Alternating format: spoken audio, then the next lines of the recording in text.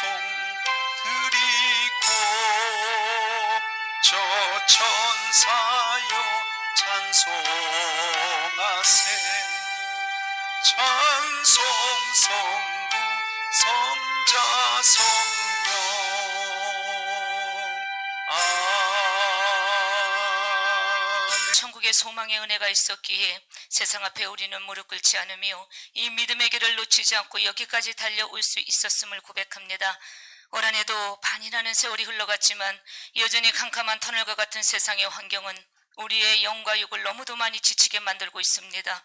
더 악해져만 가는 전염병의 위력과 연일 이어지는 폭염의 힘겨움은 우리의 일상조차 멈추게 해버렸습니다. 그러나 이 모든 것의 주관자는 하나님이심을 우리는 고백합니다. 이스라엘 백성들에게 험한 광야길을 허락하셨던 하나님은 그들의 믿음을 보셨습니다. 우리에게 그 어느 때보다 어려운 지금의 이 광야길을 허락하신 하나님은 우리 교회들을 보시고 우리 신앙의 믿음의 모습을 보시고 계신 줄 믿습니다. 그러기에 우리는 세상의 저들과는 달라야 할 줄 믿습니다. 모두가 환경 앞에 불평하고 있을 때에 우리의 입술은 감사로, 모두가 한숨 쉬고 있을 때에 우리는 찬양의 입술로, 낙심하고 있을 저들 앞에 우리는 소망의 기도로 이 약한 영이 가득 찬 세상을 우리가 이기며 이 믿음의 길을 걸어가야 될 줄 믿습니다. 이 거룩한 주일 세상의 핍박에 노는 이 우리의 예배를 여전히 향하고 있지만 이 나라의 민족이 이렇게 풍요로운 땅이 된 것은 오직 하나님의 은혜였다라는 것을, 지금 이 온 세상의 이 고통을 해결해 주실 분은 오직 하나님뿐이시라는 것을 저 세상은 모르나 우리는 알기에 우리는 더 진실된 예배자로서 대한민국이 여기까지 있기까지는 십자가의 복음을 목숨으로 전했던 순교자들, 우리 선교사님들이 계셨기 때문입니다. 오늘 우리가 받은 이 복음이 절대 거저받은 복음이 아닙니다. 우리가 생명을 주고 우리에게 전해진 이 복음의 혜택을 저와 여러분이 지금 누리고 있는 줄 아시고, 우리도 하나님의 뜻을 따라 이 복음을 전하는 사명자로 이 땅을 살아가야 할 줄 믿습니다. 무더운 여름 날씨에 또 많이 힘들고 지치실 텐데 오늘 예배를 통하여 또 시원한 주의 은혜와 또 예비하신 은혜를 우리 모든 성도들에게 부어주실 줄 믿습니다.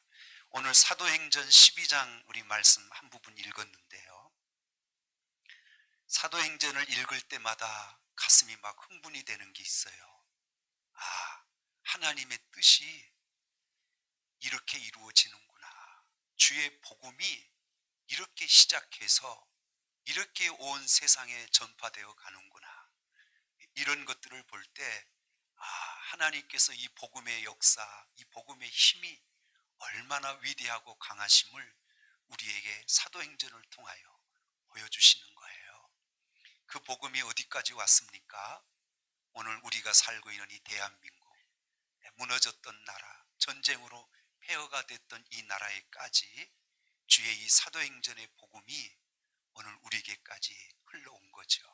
이게 다 우연이 아니라 하나님께서 이 세상을 복음으로 어떻게 이루어 가시는지 그 모든 내용, 그 방법, 그 은혜를 우리에게 보여주신 내용이라고 믿습니다. 기독교의 본질이 뭐냐? 복음이에요. 기독교의 복음이 무엇인지 사도행전은 우리에게 보여주셨고, 그리고 이 복음, 이 기독교의 본질을 따라가는 성도의 삶이 어떻게 살아가는 것인지를 오늘 사도행전은 우리에게 보여주는 말씀입니다.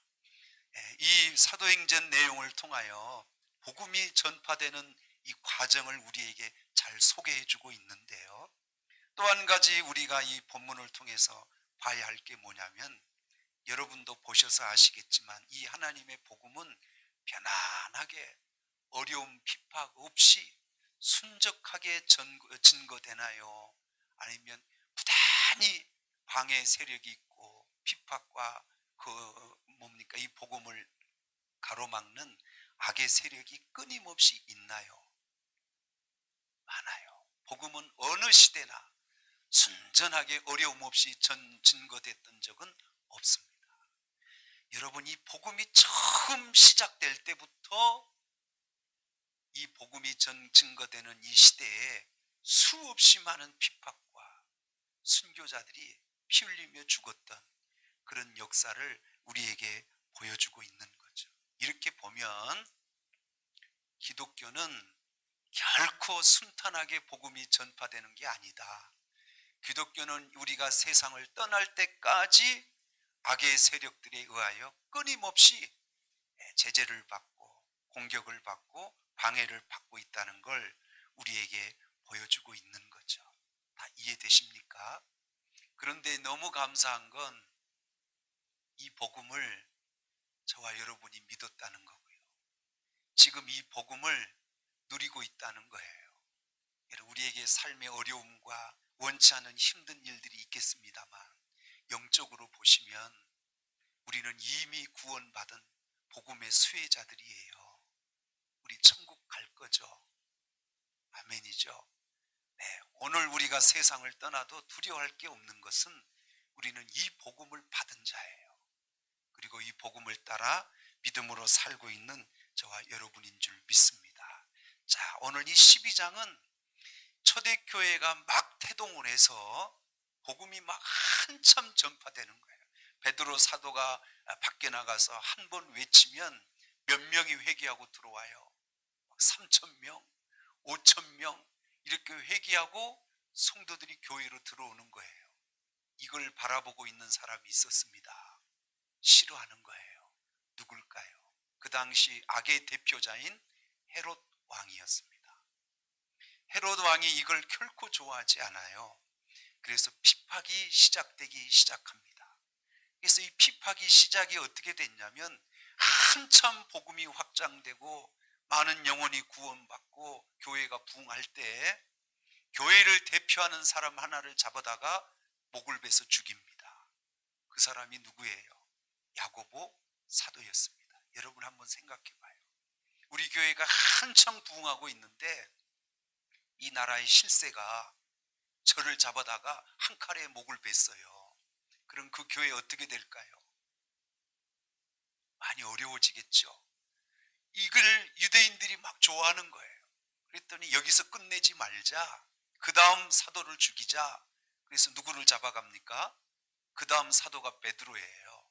베드로를 잡아다가 죽이려고 했는데 그날이 무교절이고 6월절이 다가오는 거예요. 이게 이러다가 폭동이 일어나면 안 된다 해서 6월절을 지나고 죽이겠다 하고 어디다 가둬놔요? 감옥에 가둬놓은 거예요. 여러분, 이 초대교회의 핍박이 지금 제가 볼 때 목사님들을 다 죽이는 거예요. 이게 가장 큰 핍박이고 교회를 쉽게 무너뜨리는 방법입니다. 사랑하는 성도 여러분, 우리 교회가 다 소중한 분들이지만 그러나 목회자가 죽으면, 목회자가 무너지면 교회는 무너지는 거예요. 그래서 이 베드로 사도가 옥에 갇혀서 필경 죽게 됐는데 성도들은 뭐하고 있었나 봤더니 오늘 본문에 보니까 밤새 기도하고 있었다는 거예요. 아마 이 교회는 깨어있는 교회였던 것 같아요. 성도 여러분, 우리 교회도 깨어있는 교회가 되기를 주의 이름으로 축원합니다. 네, 우리 목회자가 힘들고 우리 재직들, 우리 성도들이 힘들 때 누가 깨어서 기도해야 하겠습니까? 우리 성도들이 다 하나가 돼서 이 핍박과 이 환난과 고난을 이기기 위해 성도들이 기도해야 되는 거죠. 아멘이죠. 자, 이 모습을 통해서 우리가 다시 한번 깨닫게 된 것은 이 시대에 우리가 복음을 전하고 교회를 세우려고 합니다만 이 당시에 초대교회도 이렇게 핍박을 받았던 것처럼 어느 시대나 교회는 순전하게 성장한 적이 없어요. 지금 이 헤롯 왕을 우리가 보고 있지 않습니까?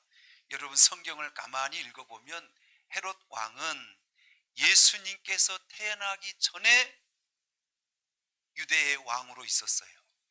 여러분 성경 말고 성경 그 주변에 이런 책들, 서적들을 보면 헤롯이 어떻게 유대의 왕이 되었는지 그 내용을 우리가 살펴볼 수 있는데 이 헤롯은 유대 사람이 아니에요. 로마인입니다. 그런데 변장을 해요. 속여요. 자기가 유대인이니까 나를 유대인의 왕으로 세워달라고 로마 황제에 가서 그걸 속여서 헤롯이 유대의 왕으로 오는 겁니다. 와서 뭐 할까요? 예수님이 베들레헴에 태어난다는 이 애언을 듣고 누구를 죽이기 시작해요? 2살 이하의 아이들을 다 죽이기 시작해요. 누구 죽이려고 그러는 거예요? 예수가 태어나면 안 돼요. 그래서 태어나기 전부터 예수를 죽이려고 헤롯이 핍박을 시작하는 겁니다. 그 헤롯의 뒤를 이어서 됐던 2세 왕이 누구냐면 헤롯 안디바스예요. 헤롯의 아들입니다. 헤롯 왕을 뒤이어 왕이 됐던 이 헤롯 안디바스는 누구를 죽였냐면 예수님의 앞길을 준비하는 세례 요한을 죽여요. 여러분, 잔인합니다. 그리고 이 헤롯 안디바스 왕 뒤를 이어서 누가 왕이 되냐면 헤롯 아그리파 1세인데 지금 오늘 본문에 등장한 왕입니다. 이 왕이 나중에 사도 바울도 죽여요. 야고보를 죽였죠. 지금 누구를 죽이려고 해요? 베드로를 죽이려고 하는 거죠. 자, 이 본문의 배경이 이런 배경인데 우리가 눈을 뜨고 살펴봐야 할 게 뭐냐면 여전히 이 세상은 복음을 전하는 우리 기독교, 우리 교회와 늘 적이었다는 거예요. 지금은 어떨까요? 제가 볼 때 지금도 동일합니다. 예수 그리스도가 이 땅에 오실 때부터 세상은 예수 그리스도를 죽이려고 했고 교회가 시작돼서 복음이 전파되는 시작부터 헤롯을 비롯하여 많은 세상의 이 권력자들은 교회를 무너뜨리려고 했다는 게 어디서 밝혀지고 있어요? 우리 읽었던 이 사도행전에서 그대로 드러나고 있는 거죠. 우리 시편 2장 1절에 3절 한번 읽어볼까요? 한번 읽어보죠. 시작. 어찌하여 이방 나라들이 분노하며 민족들이 헛된 일을 꾸미는가? 예언해요. 이미 초대교회가 시작하기 전에 시편 기자는 수천 년 전에 이런 일이 있을 것을 이렇게 예언하죠. 이방의 나라들이 분노하여 민족들이 헛된 일을 꾸미는가? 2절 읽어보죠. 세상의 군왕들이 나서며 관원들이 서로 꾀하여 여호와 그의 기름 부음 받은 자를 누구를 대적하는 거예요? 왕들이 예수 그리스도를 죽이려고 하는 거죠. 3절 우리가 그들의 맨 것을 끊고 그의 결박을 벗어버리자 하는도다. 이걸 이기는 게 기독교의 능력이요 복음의 힘인 줄 믿습니다. 요한복음 15장 18절에도 예수님께서 제자들이 핍박받는 것을 보고 제자들에게 이렇게 말하셨어요. 한번 읽어볼까요? 요한복음 15장 18절 시작. 세상이 너희를 미워하면 너희보다 먼저 누구를 미워하는 거예요?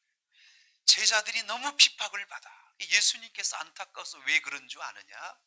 세상이 너희를 핍박하는 건데 너희를 핍박하는 것뿐 아니라 누구 때문에?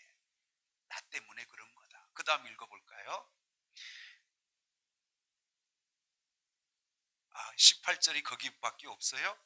그 다음 읽어보면 너희가 세상에 속하였으면 세상이 자기의 것을 사랑하였을 것인데 너희가 세상에 속한 자가 아니요 도리어 내가 너희를 세상에 택하였기 때문에 세상이 너희를 미워하는 줄을 알아. 이렇게 말했어요. 너희가 세상에 속한 자가 아니에요.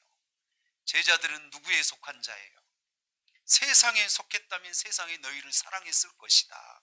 그러나 너희가 이제는 세상에 속한 자가 아닌 내게 속한 자이기 때문에 나를 죽이려고 하는 저 세상은 너희를 핍박하는 것, 이게 당연한 거다. 이 핍박을 그대로 인정하라는 거죠. 이해되시죠? 지금은 어떨까요? 여러분, 우리가 살고 있는 이 시대에는 지금도 동일합니다. 세상은 우리의 편이 아니에요. 세상은 우리에게 속한 자들이 아니에요. 우리는 하나님 자녀인 줄 믿으시기 바랍니다. 그래서 야고보 사도가 죽었고요.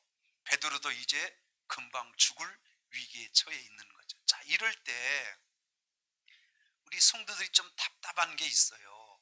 하나님이 이 모든 사실을 알고 계실까요? 모르실까요?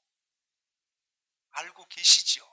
우리가 생각할 때는 야고보 사도 이 초대교회 담임 목사님이 칼에 목을 베어서 죽어야 돼. 죽을 위기에 하나님이 얼른 살려내셔야 돼요.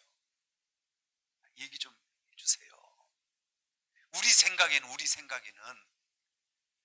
살려주는 게 하나님이 잘하시는 거예요? 그냥 죽게 놔둬야 되시는 거예요? 살려주셔야죠. 그게 이 교회가 지금 막 성장하고 부흥해 가는데 어떻게 이 담임 목사라고 생각되는 이 야고보 사도를 죽도록 놔두시냐 이 말이죠. 그리고 지금 베드로가 갇혔어요. 베드로도 죽게 됐습니다. 근데 여러분, 하나님이 이걸 모르시는 게 아니에요. 다 보고 계세요.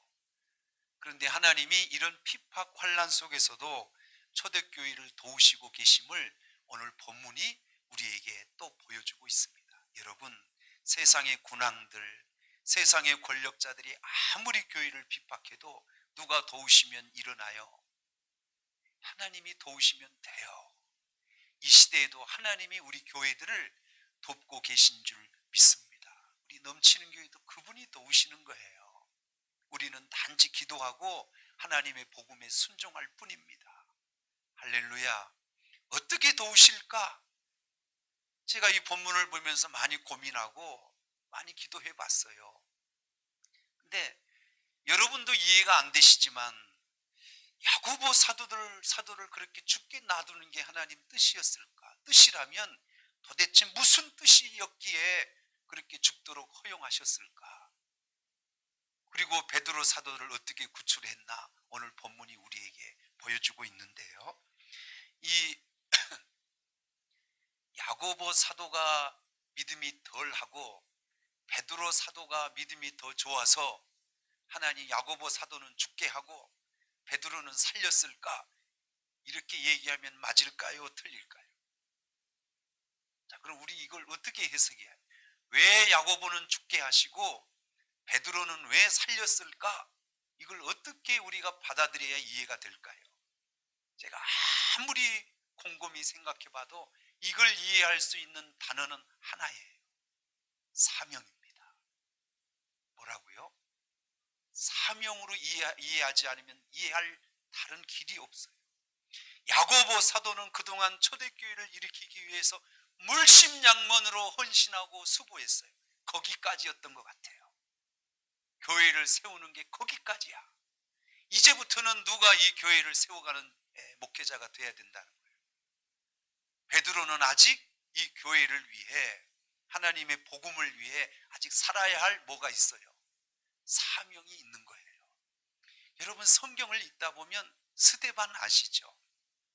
스데반이 예수 그리스도가 십자가에서 죽고 부활하신 걸 유대인 앞에서 설교를 했잖아요. 굉장히 긴 설교였습니다.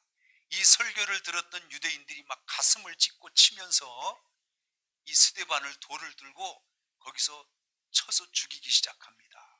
이때 하나님 보좌에서 예수님이 스데반이 피 흘리면서 죽는 걸 보고 있었어요? 안 봤어요?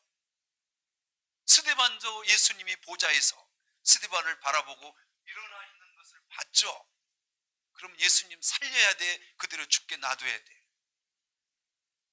아니, 얘기 좀 해봐요. 아니, 막 돌에 맞아서 막 피가 흘려 죽고 있는 걸 예수님이 보고 있었다면서요. 근데 왜 죽어야 돼, 스데반? 스데반은 사명이 거기까지. 성도 여러분, 우리는 뭘로 사느냐면 하나님의 주권이요, 하나님의 사명으로 사는 사람들입니다. 할렐루야. 사명이 아직 다하지 않는 사람은 죽을까 안 죽을까? 안 죽어요. 베드로가 아직 사명이 남아있는 거예요. 그래서 죽을 이 감옥 속에 헤롯의 권력 앞에 베드로가 그래서 산 겁니다. 제가 오늘 본문을 자세히 보니까 세상의 방법으로는, 인간의 힘으로는 베드로가 살아날 수 있는 환경이 아니었어요. 이 베드로를 옥에 잡아 가둔 사람이 누구냐면 헤롯이에요. 그 당시에 임금이었다 이 말이죠. 임금이 잡아 가두라 한 거예요. 잡아서 감옥에 가뒀는데 어떻게 가뒀냐면 감옥에 가다 놓고 4명씩 그를 지키는 군사들을 4패를 만들어요. 사교대를 한 거예요, 지금으로 얘기하면. 그래서 4명이 사교대로 하루를 나눠서 번갈아 가면서 베드로를 지키는데, 이렇게 제가 베드로라 그러면 군사 2명이 양쪽에서 베드로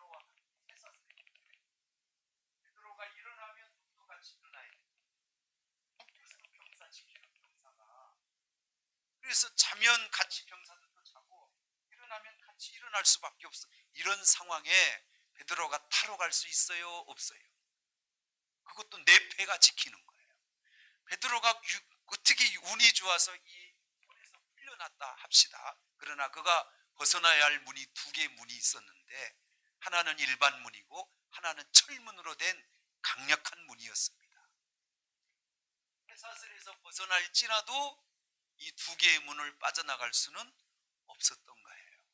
베드로가 이런 상황이고 스스로는 타러 갈 수 있어요? 없어요? 없어요. 그런데 누가 하세요? 하나님이 하세요. 옆구리를 쳐서 깨웁니다. 그리고 손에 결박을 푸시고 유유히 첫째 문, 둘째 문을 통과하고 베드로는 초대교회 교회로 들어가게 되는 거죠. 자, 이게 베드로가 한 거예요. 하나님이 하신 거예요. 제가 볼 때 이런 어려운 핍박과 환난 속에서도 하나님이 하시는 방법이 제가 아무리 생각해도 우리 머리로는 이해가 안 돼요. 하나님이 이런 방법으로 우리 교회를 돕고 계세요. 첫째는 이런 베드로를 깨우는 것처럼 일반적인 특별한 기적 같은 방법으로 교회를 도우시기도 해요. 이런 방법이 하나가 있어요. 두 번째는 보통 방법인데 야고보 사도, 스데반 집사 죽어요. 근데 이것도 하나님이 교회를 돕는 한 방법이었다는 거예요. 그런 것들을 때문에 초대교회 성도들이 어떻게 뭉쳤어요?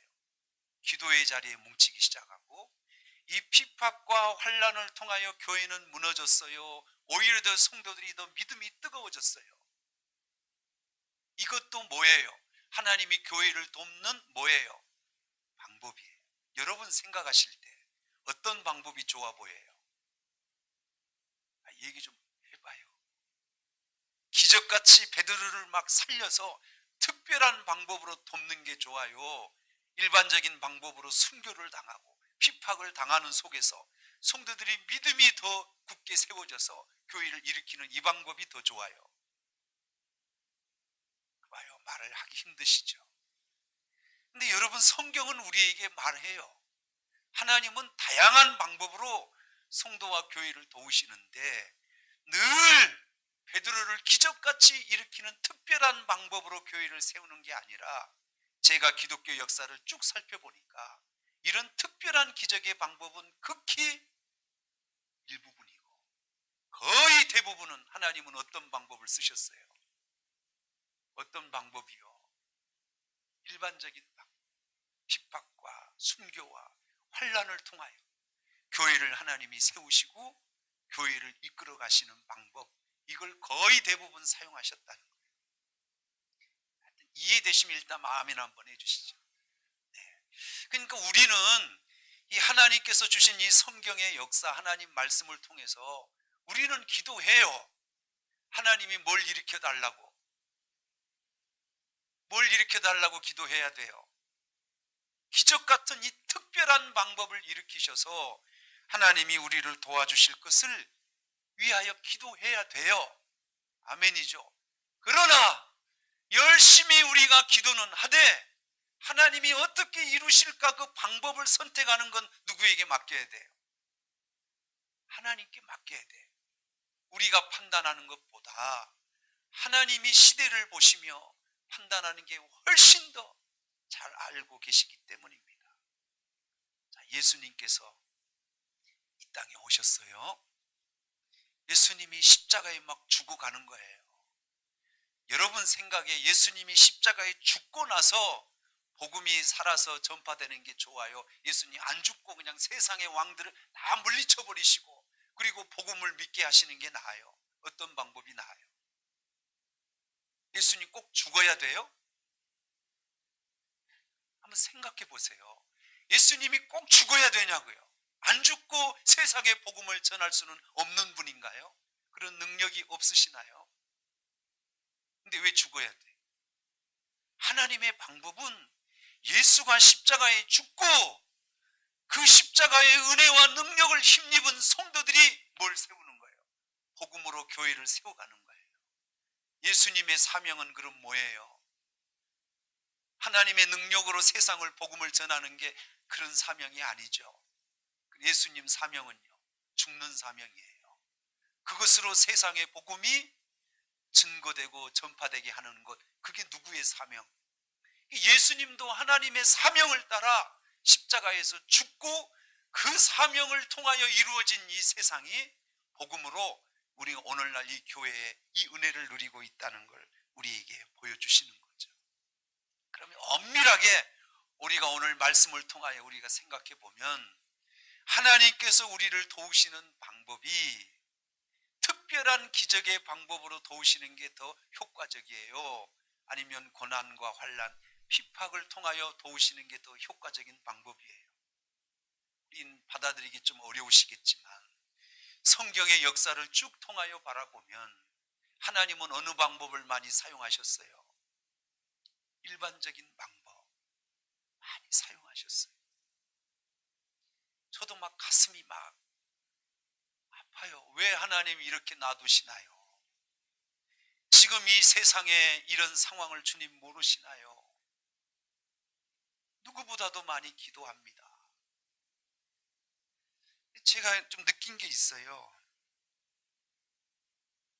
주의 종들과 우리 성도들이 이런 특별한 기적, 이런 능력들이 하나님 내게 나타나게 하셔서 이를 통하여 하나님의 일을 이루시기를 원하는 게 이 주의 종들이 쉽게 넘어갈 수 있는 큰 유혹입니다. 여러분 한번 생각하세요. 여러분 담임 목사가 여러분 환자만 오면 손을 얹어 그냥 스치기만 해도 병자가 그대로 딱 나와버려요. 이런 담임 목사님이 좋아요, 안 좋아요? 얘기 좀 해봐요. 여러분 담임 목사님이 사도 바울 사도처럼 손수건만 들고 여러분 위에 걸어가도 여러분 병이 딱 나와버려. 이런 목사님이 좋아요, 안 좋아요? 좋겠죠. 근데 제가 이런 특별한 목사가 되기를 위하여 막 기도했다고 생각하십시다. 그럼 여러분 제가 까딱 잘못하면 어떤 사람이 될 수 있을까요? 이단 교주가 될 수 있습니다. 지금 세상에 하나님의 복음을 전파해서 교회들을 세워가는 교회들을 보십시오. 특별한 능력을 행해서 세워진 교회가 많아요. 일반적인 그런 은혜를 통하여 세워지는 교회가 많아요. 대부분 큰 교회, 많은 교회들은 어느 방법을 하나님이 쓰시고 계세요? 맞습니다. 자, 성경에 나타난 특별한 기적들 나를 통해 일어나면 좋을까 안 좋을까요? 좋겠죠.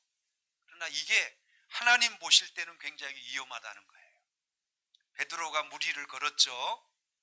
여러분도 무리를 걷는 게 좋아, 안 걷는 게 좋아? 얘기 좀 해봐요.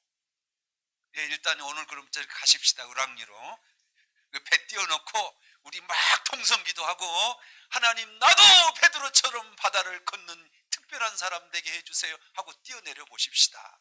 하나님이 우리 기도를 들으실 텐데 여러분 다 걸으실까 풍덩 빠져버리실까? 생각해 보세요.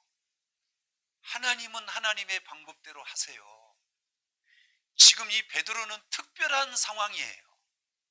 초대교회를 세워야 할 사명자예요. 아멘. 그래서 하나님은 베드로를 이 사명을 위해서 살리셔야 하는 특별한 경우였다는 거죠.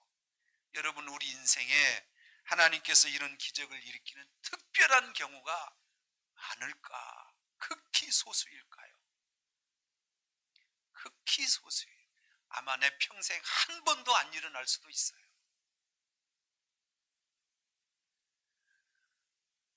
하나님 우리에게 이런 기적을 일으켜 주세요. 건강하게 도와주세요. 여러분 암병에 걸렸는데 하나님이 기적적으로 고쳐주는 게 하나님의 은혜요. 암병에 걸리지 않도록 미리 이렇게 건강을 유지하게 해주는 게 더 큰 기적이에요. 우리는 너무 착각해요. 다 죽게 되었을 때 하나님 나를 기적적으로 살려주시는 게 이게 은혜인 줄 생각해요. 여러분 착각하지 마세요. 하나님은 죽게 되었을 때 살려주시기보다는 죽게 되지 않도록 미리미리 우리에게 건강을 주시는 게 더 큰 기적이에요. 아멘. 제가 지금 우리 성도들과 함께 신앙생활 하는데요, 이 시대의 가장 큰 무서운 질병은 마음의 불안이에요. 스트레스예요. 아무리 좋은 음식을 드셔도 마음에 스트레스가 가득하면 여러분 암병 걸립니다. 하나님이 만약 은혜를 주신다면 암병 걸려서 기적으로 고쳐주신 은혜가 좋아요. 스트레스를 이길 수 있도록 은혜와 평안을 주시는 게 더 나아요. 그게 기적이에요. 하나님 그러면 죽을 병에서 고쳐진 기적을 일으키길 원하실까? 미리미리 하나님 은혜 주시고 평안을 주셔서 그 병에 안 걸리게 도와주시는 게 나을까? 그게 은혜예요.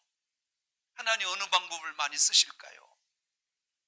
평안을 주셔서 암병에 안 걸리는 방법을 많이 쓰시겠죠. 근데 우리는 대부분 나는 엉망으로 살다가 하나님 앞에 불순종도 하고 하나님 앞에 염려 근심하지 말라 그랬는데 다 염려를 짊어지고 짊어지고 살다가 그냥 덜컥 암에 걸리고 나서 하나님 기적을 일으켜 주세요. 이거보다는 하나님 내가 병들지 않도록 내 마음을 다스려 주시고 평안과 기쁨을 주세요.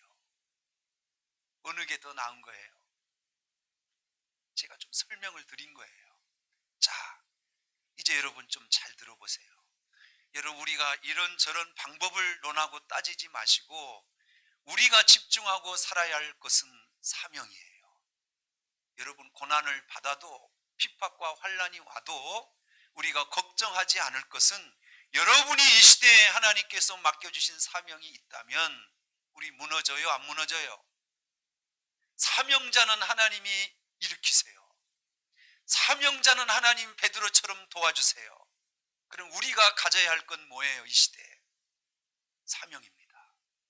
두려워하지 마세요. 사명이 있는 자는 죽지 않아요. 사명이 있는 자는 하나님이 도와주세요. 할렐루야. 자, 성경 한 두 개만 보고 마칠게요. 1절 2절을 한번 볼까요? 자, 읽어보시죠. 시작.